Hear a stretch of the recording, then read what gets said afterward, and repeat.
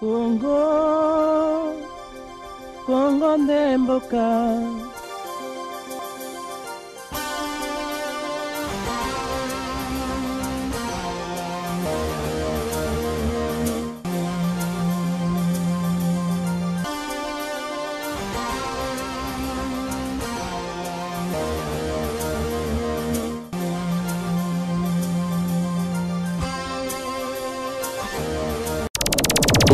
Télévision, la chaîne de la diaspora congolaise. Merci mesdames et messieurs, Boza et Longona Bisso, parce que Bino Bopona Bisso, Bisso Peto Pona Bino, Nakati la République démocratique du Congo, na Moussala Oyo, Yakose la Bino, Boye Bola Mona émission na Bino, Congo Yanani. Congo Yanani est une émission d'actualité sociopolitique, tout solo la Ramasolo, nous sommes allés pour les Kanakati Amboka na Bisso. Tolo baka soki ya kolobezali parce que baimboka bazali koyebate Congo ngo eza ya nani. Congo eza ya Joseph Kabila, Congo eza ya Félix Tshisekedi, Congo eza ya bato ya opposition, Congo eza ya bato ya majorité, to Congo eza ya peuple. Soki peuple azali komona makambo ezali kokende malamu te, peuple azali na liloba ya koloba. Alors ndenge peuple pe asundoli baimboka, asundoli ba politicien mboka Congo, Congo eza ya nani biso to tunaka ba imboka ba congolais ba politicien ba pesa biso ya no parce que soki mboka ezokende malamu te eloko moko pe eko salama na kata mboka na biso te na plateforme comme lelo na sili ko kwa ko yamba mwana mboka moko ba congolais belé ba yebiye belé pe ba yebiye te na yabi invité ya mokolo mwa lelo Sephora Bindwaya mbote. Allez-y. Sephora Astrid. Vous allez nani? Nazali vice-présidente il y a Ligue de jeunes, il y a UDPS na Nord Kivu na Goma. Nde côté kuna na fanda ka côté kuna na sala ka musala na ngai na kati ya UDPS to mener combat pour na démocratie na progrès social lokola Tshisekedi demanda ko bango mikolo nyonso. Merci bandeko déjà ba monion ebele ba ebio ebele pe ba ebiote le loto zuyo tozo solano ilongo Sephora ozali vice-présidente il y a UDPS il y a Luc de Jeune il y a UDPS kuna na Goma toyokaki na 2016 bakangaki yo eza yo nde bakangaki to eza Sephora mususu. Ezanga Sephora nga bakanga na beti 8 mois et 20 jours na prison o babenga prison à Munzenze na Goma na ba conditions oyo eza invivable mais to tenaki toujours kuna na kati po to yebaki objectif na biso eza nini bete la biso na mwa bopuse eloko nini esalaki ke bakanga pe ba atrocité pas nini vinini monde komene na kati ya prison. Allez-y. Combat nanga naza motivé nanga moko na ndenge nini insécurité nga ba apprendre ngango jamais insécurité nga na vivre ngo ba côté la biso plusieurs fois ndako nga moko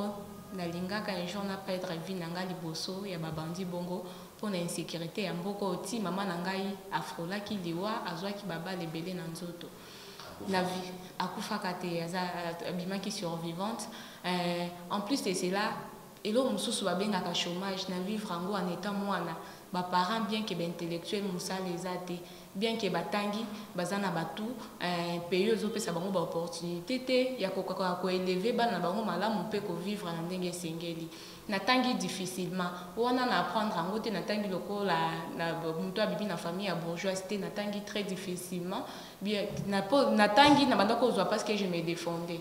Mais à tout moment, nous avons toujours renvoyé à l'école, faute de moyens. Et ça, passion na monaki. Et ça, biloko emotiva kinga na obaki na koko ndima jamais ba génération koya. To bana nango na obota. Na ba oba ninga mususu ba kobota na mona pembeni nanga ba voisin na ndenge bazo vivre.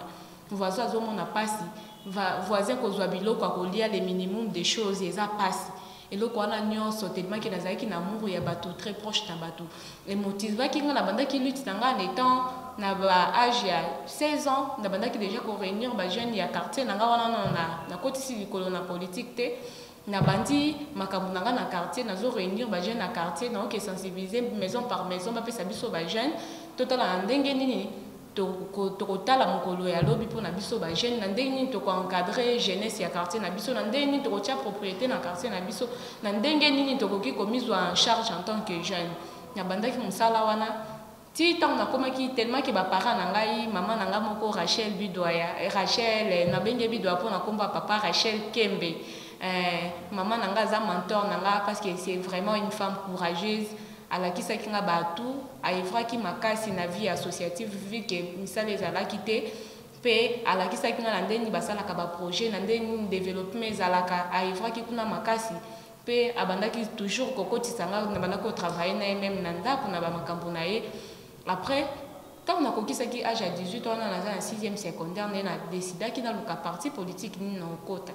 mama na nga aza politicienne te papa na nga asala jamais politique jamais kutu bandimaka nga tant que politicienne mais nase desidaki il faut nakota na parti mpona légitimer lutte na ngai na yango na parti politique moke oyo namekaki kotambola mpe kozwa bainformation mpa baninga nazwaki moninga moko ya Goma aza motu ya Kindu oyo amemenga Sephora notiko na parti moko amemaki nga na UDPS na UDPS wana nde nayaki komonana na motu babengi azalaki président fédéral de loza général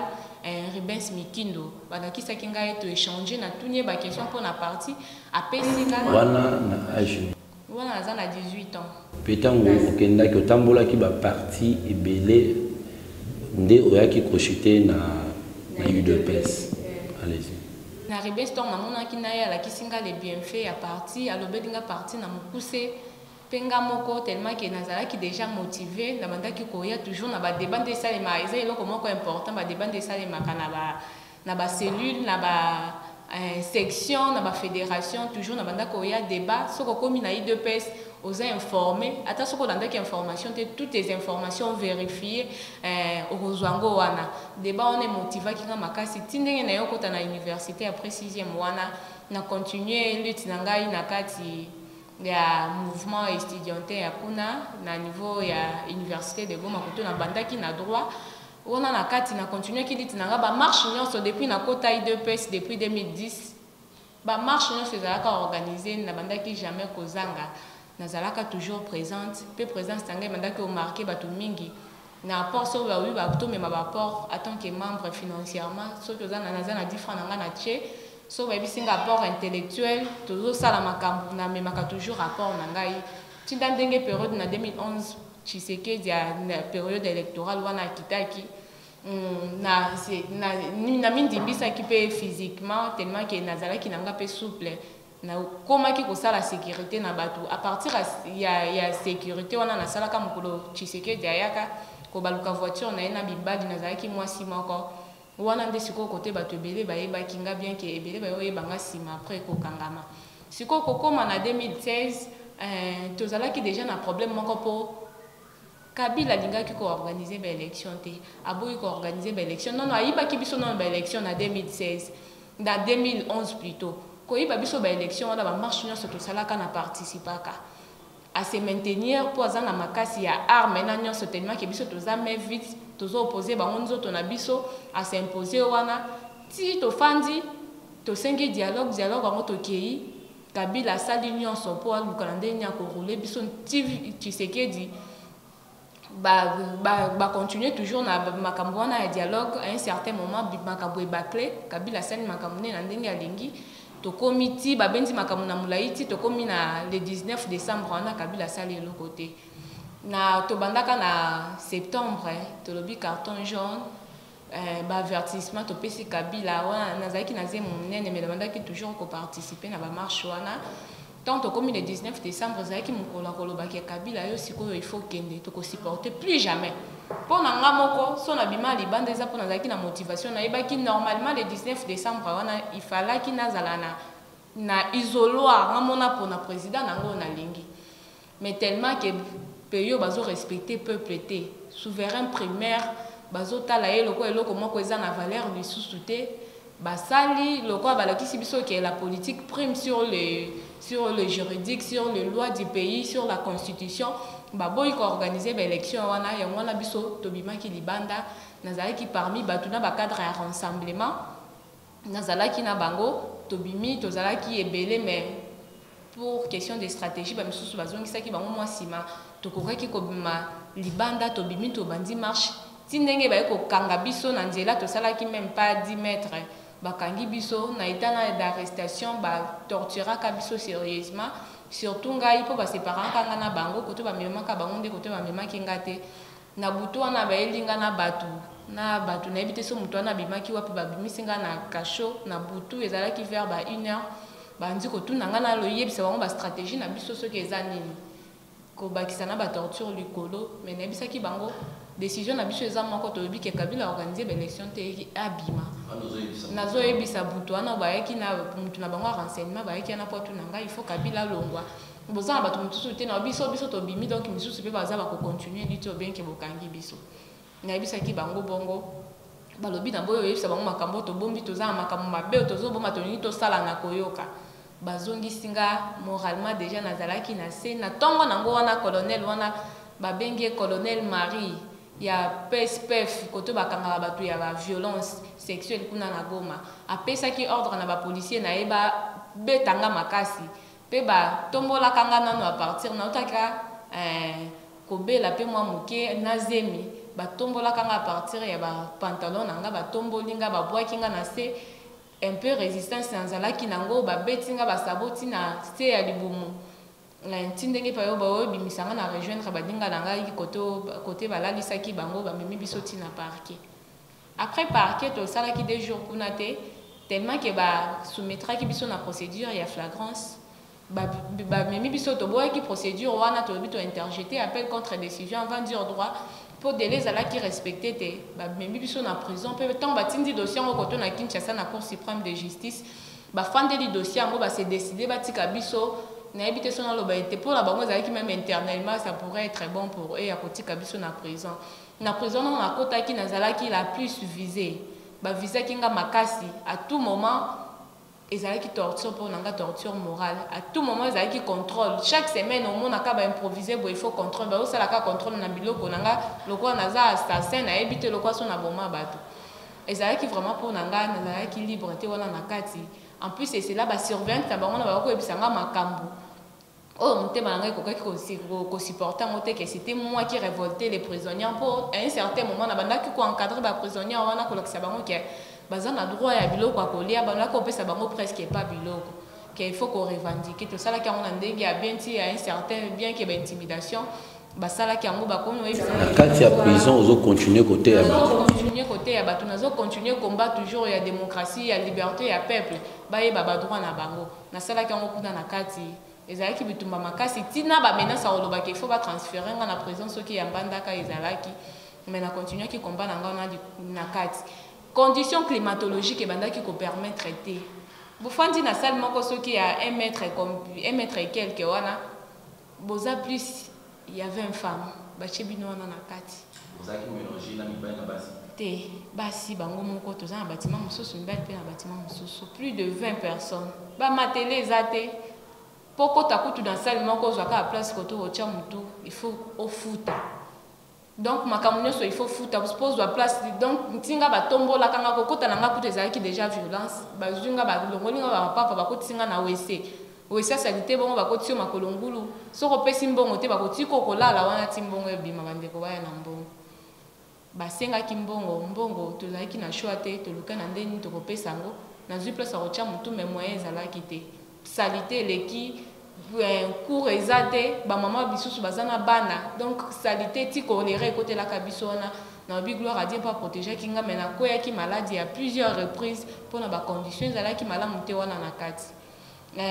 en plus c'est là ezalaki mpona biso violation moko na oloba to bakanga ya biso normalement te tozalaki prise en otage po eza inconcevable population o etelemi bazo réclamer ba droit na bango bakanga biso en plus c'est là baboyaka ke bakanga ka biso te c'est parce que la MONUSCO ezalaka on a pebe nezwaka ba photo bazalaki déjà na eloko moko bandaki ko préparer oza mosusu po baboyaki ntango balakisi bango ba photo nde baye kondima nsima ezalaki vraiment pasi makasi kozwa eloko akolia problème visite ba restreindra ba visite na ngai bato mosusu bandaki ozongisa yango ezalaki vraiment mpo na nga torture d'ordre moral et même physique na bandako subir en pour condition et bandaki ezalaki lokola kaka esclave wana na kati na mokusi eza bongo. Merci bandeko balandi ya Congo ya nani soki mwasi bazosala boye bongo mobali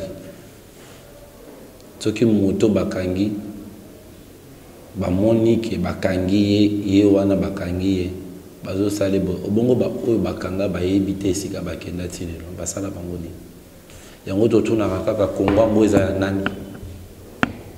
eza kaka ya bango bango nde baza na droit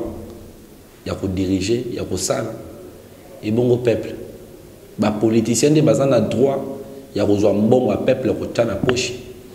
ebongo population oyo azali kosouffrir aza na droit ya korevendiquer droit na ye te tozokende wapi na baopposant tozokende wapi na bato ya majorité bozosalela peuple ou bien bozosalela mabomo na bino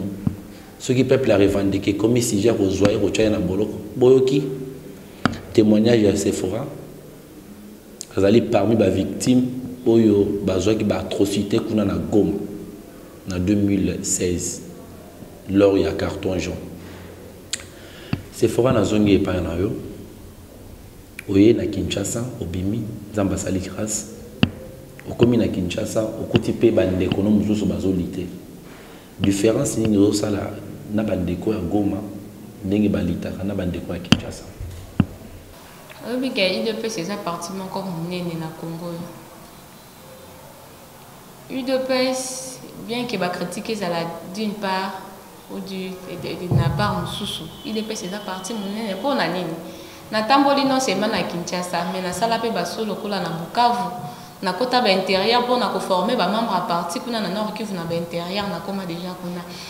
UDPS c'est ça ne lo comment ko eza une chose particulière aux na UDPS. Tout ce qui se passe ici à l'UDPS Kinshasa, c'est la même chose qui se passe à l'UDPS Goma. Ce que tu as combattant, na compréhension et à partir na biso na objectif na biso.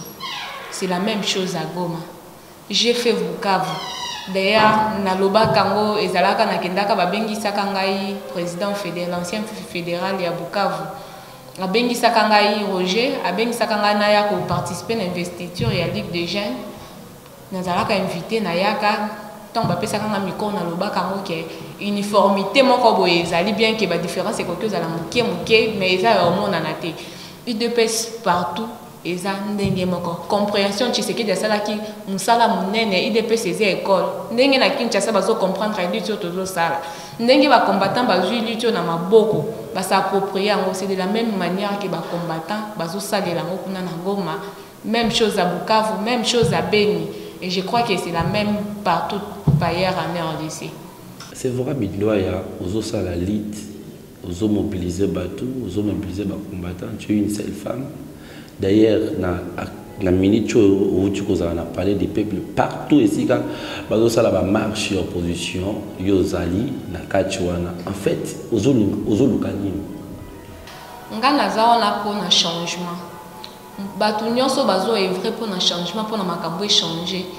ata soki naza na nzela nazo leka ba ebisinga ke awa marche ya bato na yebi ke ata so na mona bango te na yebi ke ba exister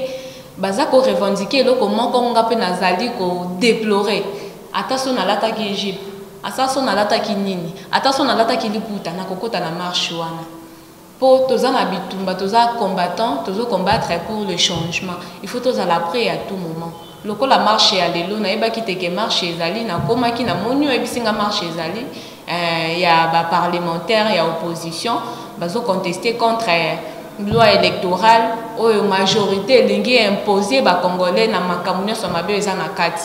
na koyoka mona kokaki ko vanda te ponga la lingana nga terrain makasi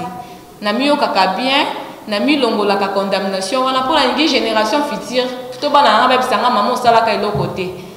Na nina za na histoire na yebisa bango ke to fongola ki déjà nzela ta soto loba ke to silicité mais to za déjà to fongoli nzela to bongisi nzela côté bana na biso génération future ko ya mukolo lobi loba ke nous ayons vraiment travaillé pour ces pays yango wana na likambo nyonso ekosenga changement na likambo nyonso ko loba ke to combattre régime ya banti valeur to za nango en France na kozala toujours présente na kozanga ka jamais na motivayo idole nini oyo visaka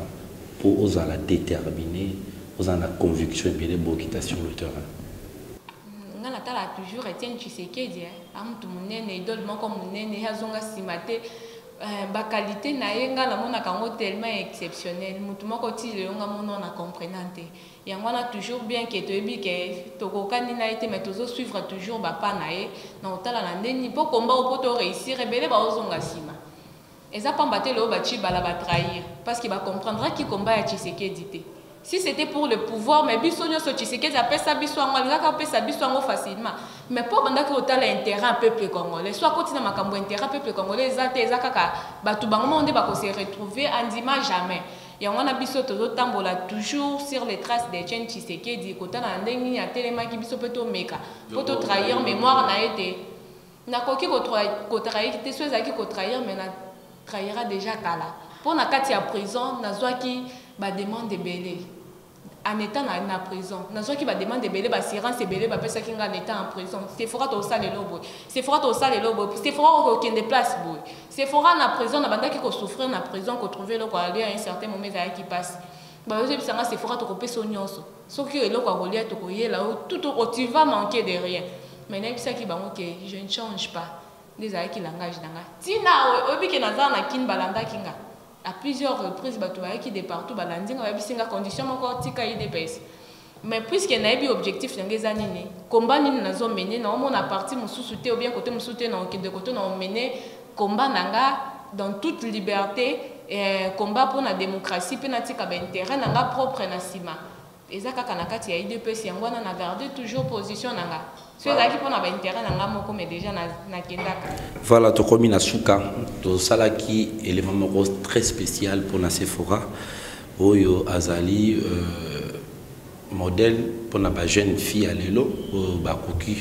Kuluka Kulanda. Sephora lilo basuka la jeune fille sur la Landa yo,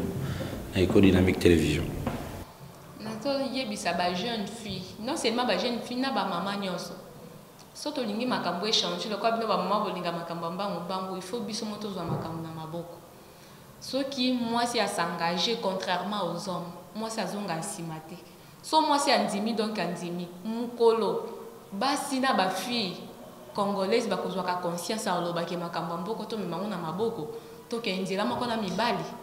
Na ebi ke mukolo na makambo na ko changer. Nazo continuer ko benga bino basi boya ebele. Bolo bateke politique ezala toujours ya mibali. Boya to sangana pour tout la ndenge to ko changer makambo na pays sinon te makambo ko beba sinon te vie à lobby to ko kokate tala ko tulelo moya ko vivre bino ba mama kuna na cuisine eloko ezate moya ko vivre ezate yango na tozo benga bino soki to lingi changement so to lingi lobby pays na biso ezala développer to ka sonité na miso mokili ba mama boya ebele so biso tozu makambo na maboko na ebike nzela nyonso ya gloire eza polele.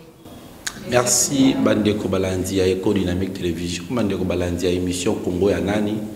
qui se fera denga lobby Congo et ya bino population Congo ya bino peuple et c'est ngeli bozana un mot à dire par rapport ya situation nyoso politique et sociaux où ils allaient koleka na kati ya mboka na biso. Merci bozaki belé bolanda ki biso kuna na Chine bandeko ya Chine ba chinois nyoso mbote na bino bolanda ki biso na ba congolais oyo baza kuna to silisi émission moko malelo na Sephora na bandi to rozwa epe mikolo ezali ko ya lisusu pour à commenter actualité nyoso ezali koleka na République démocratique du Congo. Merci na ba diaspora nyoso, merci na Daniela, merci na Riche Tempête, merci na ba caméraman nyoso basimba ki caméra, pourquoi pas na réalisateur Gauthier l'impitoyable garçon na bino nyoso. Comment on est à quoi? Ils ont un bye et à la prochaine. Télévision, la chaîne de la diaspora congolaise. Congo, Congo Ndemboka.